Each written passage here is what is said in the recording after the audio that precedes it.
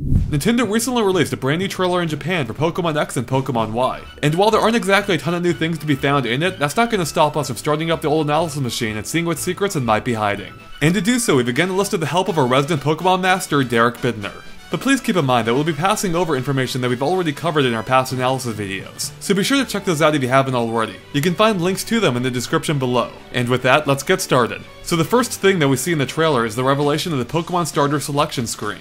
And as you might have noticed, the Pokeballs look like they're being held in some kind of package or suitcase. From this, it seems likely that the starters are deliberately being given to the trainer rather than the more happenstance nature of the third generation. But we still don't know who's the one that's giving these Pokemon. We do know that's probably not Professor Sycamore, since players won't meet him until they reach Lumio City. So could it be one of his aides? Or maybe it's one of the other kids? Trevor is the one that gives you the Pokedex after all, so is he the one that also delivers the starters? Well, if we take a look at a screenshot from the official Pokemon website, we can see one of the kids, Shauna, asking Tierno if she can see the Pokemon now, suggesting he may actually be the one who distributes them. So that's one mystery potentially solved, but there is another. Now, as you already knew, there are only 3 starter Pokemon to choose from, and historically the remaining ones went to your rivals. But this time there are 5 kids, and according to Pokemon.com, they'll each get a Pokemon. And since 5 is more than 3, well, we wonder where the other Pokemon are coming from. Maybe Tierno has a few extra on him. Of course, choosing a Pokemon isn't the only thing the trainer does in this trailer. For instance, we get our first look at the trainer riding a bike. But why? I mean, we already know that they can use roller skates to get around faster, so wouldn't a bike be redundant? Well, one thought that we had is maybe the faster mode of transportation is based on the trainer's gender, since so far we've only seen the roller skates used by the boy and the bike by the girl. It would certainly create a bit more of a difference between the characters and be a great extra detail. Though we do think it's more likely that there's some kind of functional difference between the two, such as the bike being faster, and there's also the possibility of the two being used to reach out of the way places. Because in past games, there are multiple times that the bike was used to ride across thin platforms or performing special tricks, so it's possible that same idea is being spread between the skates and the bike.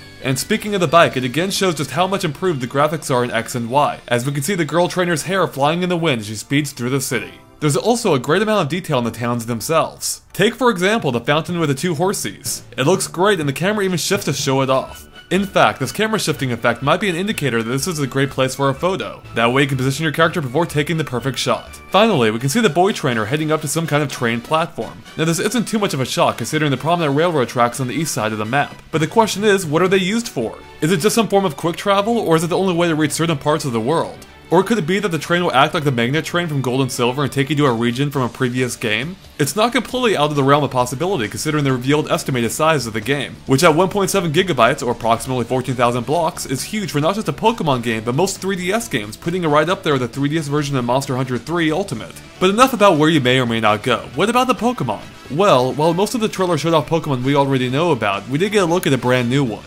This tree-like Pokemon is called Oorotto in Japan, and no English name has been given yet. In fact, there's very little we actually know about it yet, even its type.